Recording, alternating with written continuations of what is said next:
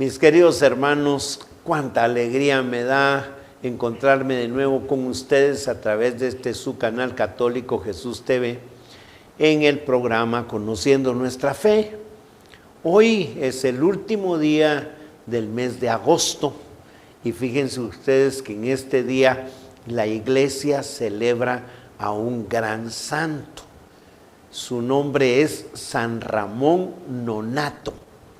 Resulta que en el año 1204 en Portel, un pequeño pueblo que ahora pertenece a Cataluña, una señora murió estando embarazada, pero curiosamente ella murió y la criatura siguió viva. Eso es una cuestión extraordinaria porque lógicamente la vida de la criatura en el vientre depende de la vida de la madre. Pero se dieron cuenta de que la criatura estaba viva y entonces le hicieron una cesárea, pues, pero ya muerta, y el niño nació. Por eso es que a esta criatura que le pusieron de nombre Ramón, le decían el nonato, es decir, el que no nació, o sea, nació de una manera extraordinaria. Resulta que él fue criado, por supuesto, por su padre, y bueno, pues no tenía el calor de su madre, pero entonces se hizo muy devoto de la Santísima Virgen María y la acogió como a su madre. Resulta que entonces por aquellos días florecía la orden fundada por San Pedro Nolasco, la Real y Militar Orden de Nuestra Señora de la Merced para la redención de los cautivos.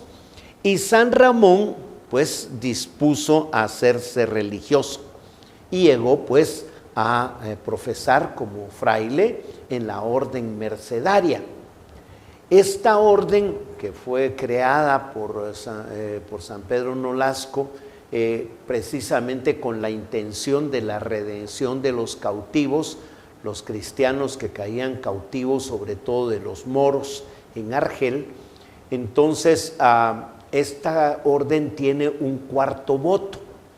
Los mercedarios se comprometían a que si no alcanzaba el dinero para pagar el rescate por aquellos que estaban prisioneros en Argel, ellos se entregaban como rehenes en lugar de los prisioneros. Ese es el famoso cuarto voto de los mercedarios, el entregarse ellos como cautivos para liberar a los que están cautivos, sobre todo aquellos que están cautivos injustamente, en el caso de los cristianos que eran cautivos por su fe. Pues San Ramón, lógicamente, como mercedario, tuvo que vivir este voto. Le tocó ir a Argel, llevaba una cantidad de dinero para rescatar a algunos prisioneros, pero al final, cuando se le acabó el dinero para rescatar uno más, pues se ofreció él para quedarse como rehén para que una de las personas pudiera obtener su libertad. Dentro de la orden mercedaria, San Ramón Nonnato se distinguió como un excelente predicador. Era un gran misionero. Y entonces, estando encarcelado en Argel, él en la cárcel seguía predicando. Y entonces empezaron a haber conversiones aún de aquellos mismos que eran los encargados de cuidar a los presos. Se convertían y entonces los jefes pues de la cárcel le prohibieron a San Ramón Nonnato que predicara. Él no hizo caso de la prohibición y entonces durante 8 meses lo tuvieron con un candado puesto en la boca para que no pudiera predicar. Y aún con el candado puesto en la boca todavía consiguió muchas conversiones. Por eso él es el abogado de aquellos que son acusados falsamente, de aquellos que sufren tortura, de aquellos que sufren cárcel de manera injusta. Pero por el hecho de haber sido extraído vivo del vientre de su madre muerta, San Ramón Nonnato es patrón para los que están en el vientre de la madre y por supuesto para las madres embarazadas, sobre todo para aquellas que tienen embarazos, como se dice ahora, de alto riesgo. Así es que miren ustedes qué interesante, este es el día de San Ramón Nonnato. Y porque esta fiesta se celebra hoy, también se celebra el Día Internacional de la Obstetricia, que es la rama de la medicina que tiene que ver con la gestación. Recordemos que la vida humana tiene 3 etapas, cada una muy importante. Y precisamente la primera etapa de la vida humana es la gestación. Desde el momento en que una persona es concebida en el vientre de su madre, es ya un ser humano con todos los derechos, con todas las gracias de parte de Dios, ya es un hijo de Dios, tiene un alma inmortal, y entonces desde el inicio del embarazo, los niños en el vientre de la madre merecen todo el cuidado, merecen también todo el cariño. Fíjense ustedes que esto tiene base, por supuesto, en la Sagrada Escritura. En el libro del profeta Jeremías, en el capítulo 1, versículo 5, hay una frase muy bonita, dice: antes de formarte en el seno de tu madre ya te conocía. Antes de que tú nacieras yo te consagré y te destiné a ser profeta de las naciones. Esto por supuesto se dirige al profeta Jeremías. Pero como cada uno de nosotros, como cada ser humano es creado por Dios con un propósito perfecto, eso quiere decir que desde antes que fuéramos concebidos, desde antes que empezáramos a existir en el vientre de nuestra madre, Dios ya tenía para nosotros determinada una misión. Esto es importantísimo. Algunos que ahora lamentablemente quieren favorecer, por ejemplo, el aborto, dicen pues es que una criatura hasta cierto tiempo todavía no es persona porque solo es un grupo de células y hablan un montón de cuestiones. Sin embargo, si nosotros nos atenemos a lo que dice la palabra de Dios, ya ven ustedes lo que dice aquí: antes de formarte en el seno de tu madre, yo te conocía. ¿Qué quiere decir eso? Que desde la mente de Dios, nosotros ya somos seres humanos, somos hijos de Dios con alma inmortal. Y voy a decirles una cosa. Fíjense que cuando la Santísima Virgen concibió a Jesús, hay un detalle que a veces se nos escapa. En el Evangelio de San Lucas, en el capítulo 1, versículo 38, nos narra el momento exacto de la concepción del Hijo de Dios. Fue aquel momento en que después de que el ángel Gabriel le explica a la Santísima Virgen que el Espíritu Santo la cubrirá con su sombra y que su hijo será llamado Hijo del Altísimo, etc., ella responde con aquellas preciosas palabras: he aquí la esclava del Señor, hágase en mí según tu palabra. Y entonces en ese instante, cuando se une la voluntad de Dios expresada por el ángel y la voluntad humana expresada por la Santísima Virgen, se produce el hecho de la encarnación y se produce el inicio de nuestra redención. Porque recuérdense que también el pecado tiene su origen en lo contrario.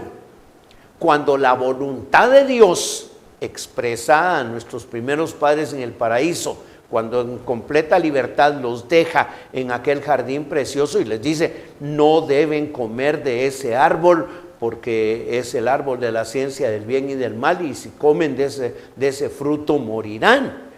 Esa es la voluntad de Dios, que no es para ponerle una carga al ser humano, es sencillamente para darle la oportunidad de actuar en libertad. Dice que Dios se va del jardín. Dios no se puede ir de ninguna parte porque es omnipresente. Pero esa expresión de que Dios se va del jardín quiere decir que Dios deja en absoluta libertad al ser humano para que con su voluntad pueda decidir si obedece o no a Dios. Pero cuando la voluntad de Dios se separa de la voluntad humana, cuando nuestros primeros padres, engañados por la serpiente, deciden ir en contra de la voluntad de Dios y cometen el pecado, entonces ahí se rompe la relación de Dios con el ser humano y entonces penetra el pecado con todas sus consecuencias, con la muerte, con la enfermedad, con el dolor, con todo lo demás, penetra en la humanidad. Entonces, en el caso de la Santísima Virgen de María, ahí vuelve una vez más a unirse la voluntad de Dios con la voluntad humana. Una mujer creada como la primera mujer, en libertad y en gracia, asume la responsabilidad y utilizando su voluntad le dice a Dios: sí, sí, he aquí la esclava del Señor, hágase en mí según tu palabra. En ese momento se produce la concepción de Jesús. Pero hay un detalle que a veces se nos escapa. En el versículo 39, que es el inmediato, dice lo siguiente: por entonces María tomó su decisión y se fue sin más demora a una ciudad ubicada en los cerros de Judá. Es decir, pues la Santísima Virgen dice, por esos días, dicen otras versiones, apresuradamente, la Virgen María se va desde donde ella vivía, en Nazaret, a Ain Karim, donde vivía Santa Isabel. Es un viaje más o menos de unos 110, 120 kilómetros más o menos. Ahora, aquí viene una deducción lógica, ¿verdad? ¿Cuánto tiempo de embarazada tenía la Virgen María cuando llegó donde Santa Isabel? Un viaje de ese tipo en aquel entonces podía durar, ¿qué? Unos 8 días, 8 o 9 días.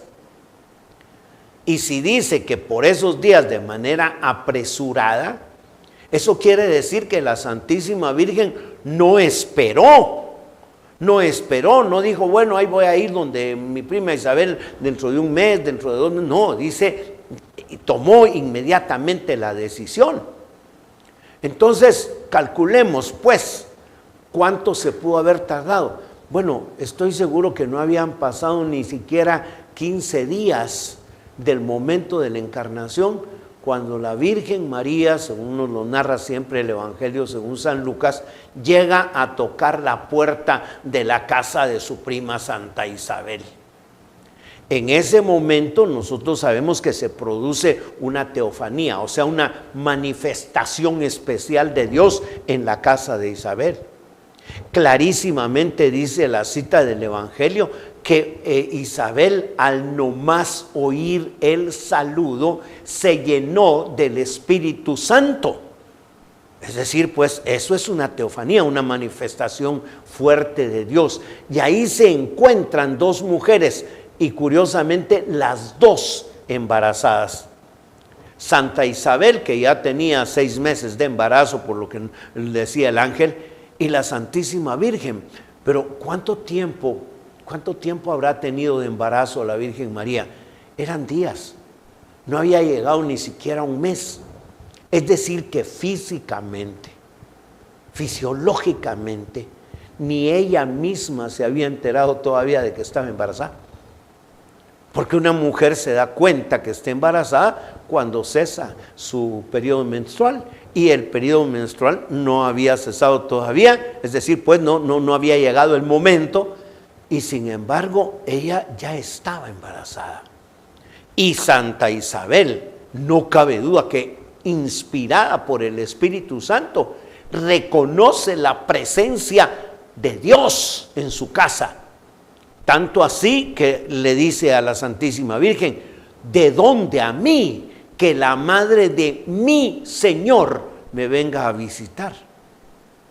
Cuando habla de la madre de mi Señor, se está refiriendo a esa criatura que la Santísima Virgen lleva en sus entrañas, a esa criatura que ni siquiera tiene todavía un mes de haber sido engendrada, y que por lo tanto, y eso me acojo a lo que dicen los científicos, en ese momento todavía estaba en aquella etapa que le dicen moral, porque es una agrupación de células que parecen como una mora.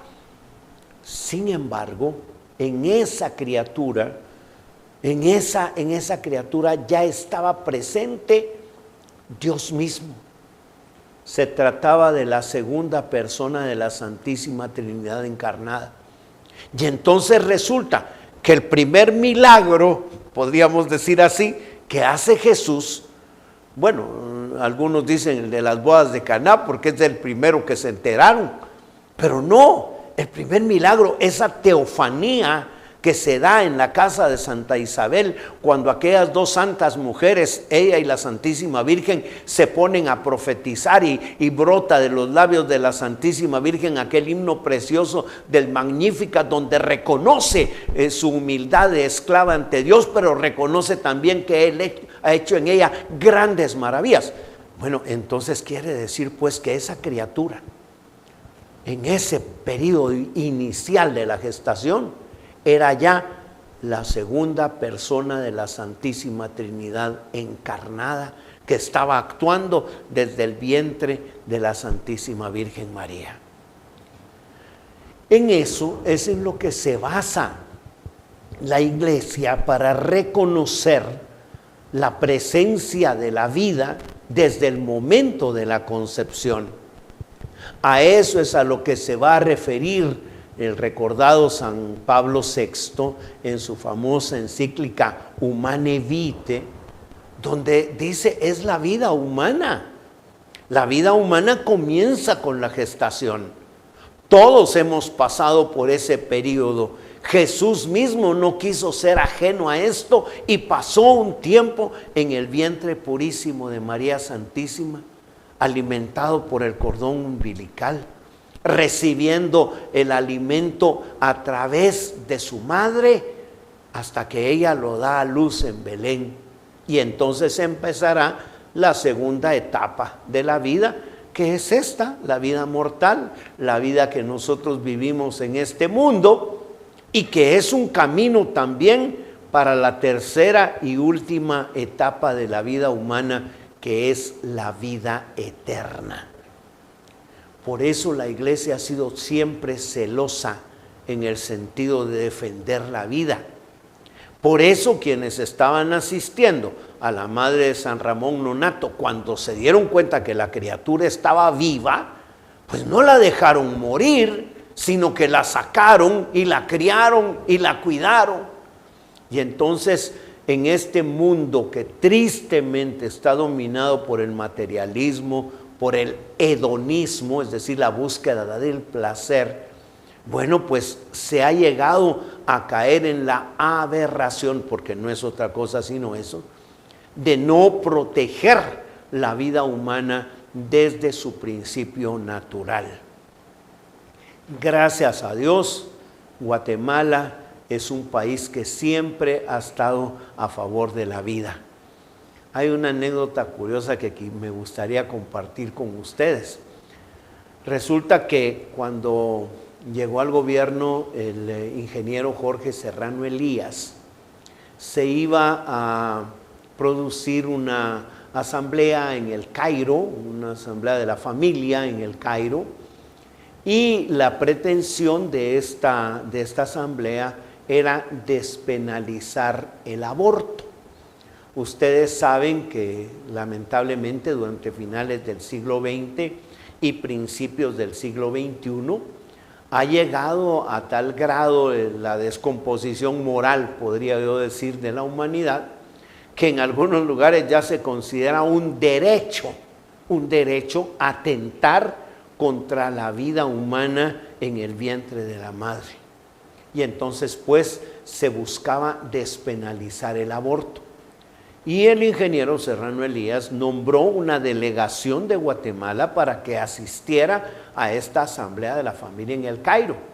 Y fíjense ustedes que nombró como presidente de la delegación nada más y nada menos que al presidente de APROFAM, que bueno, pues es una entidad que tiene dentro de todo esto, está de alguna manera aliada, podríamos decir, con esta ideología en contra de la vida de los recién engendrados, pues, de los que no han nacido todavía.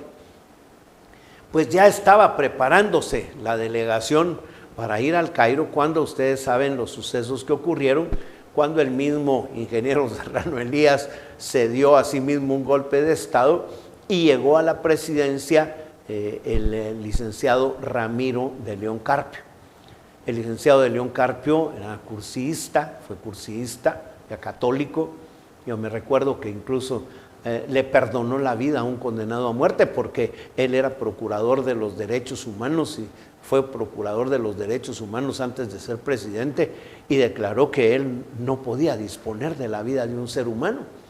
Y entonces una de las primeras medidas que tomó en su gobierno fue cambiar la delegación de Guatemala que iba al Cairo, y entonces puso al frente de la delegación al licenciado Carlos Escobar Armas, participante del primer cursillo de cristiandad en Guatemala, junto con José García Bauer, con René de León Schlotter, con mi papá, el periodista Vicente Salazar y otros más, ¿verdad? Y entonces el licenciado Carlos Escobar Armas, que en paz descanse, que además de ser un muy buen católico, era un excelente diplomático, fue el que hizo todas las sesiones en el Cairo, incluso con países no cristianos, con los países árabes, hizo todo el lobby, como dicen los diplomáticos, y consiguió que en esa reunión del Cairo no fuera despenalizado el aborto. Gracias también a José García Bauer y a otros diputados que lo apoyaron. La Constitución de la República de Guatemala, en sus primeros artículos, reconoce que el Estado de Guatemala se ha conformado para proteger la vida desde el momento de la concepción. Es decir, Guatemala, bendito sea Dios, es un país donde la vida humana se respeta desde el primer instante de su ser natural, es decir, desde el primer instante, desde que somos engendrados en el vientre de nuestra madre. Hoy, en el día de la obstetricia, hoy en el día en que invocamos a San Ramón Nonnato, que precisamente es el protector, de alguna manera el abogado de estos niños que están por nacer y de las madres que están corriendo un riesgo en el embarazo, hoy quisiéramos también elevar nuestras oraciones para pedir por la intercesión de San Ramón por esas madres. Voy a decir algo especial. Dicen que la madre que es capaz de dar la vida por un hijo se gana la gloria. Cuando una criatura nace, es una dicha para la mamá. Y entonces yo les digo, yo invoco al Señor por intercesión de San Ramón Nonnato para que proteja, para que bendiga a todas aquellas mujeres que han sido bendecidas por Dios con el don de generar la vida, para que el Señor haga que en ellas florezca esa vida y que una vez esas criaturas nazcan, las puedan educar y guiar para ser verdaderos hijos de Dios. Te pedimos, Señor, en este momento, por todas las madres que en este día están embarazadas, por todas aquellas que han recibido un embarazo por amor, incluso por aquellas que tienen dificultades por estar embarazadas. Te pedimos que las bendigas y que las fortalezcas. Te pedimos por las criaturas que están por nacer para que les des la salud y la energía necesaria. Te pedimos, Señor, que nos conserves el don de la vida y que nos conserves el don de estar a favor de la vida. Te lo pedimos por intercesión de San Ramón Nonnato y de nuestra Madre la Santísima Virgen María, en el nombre de Jesús y con la fuerza del Espíritu Santo, a ti que vives y reinas por los siglos de los siglos. Amén.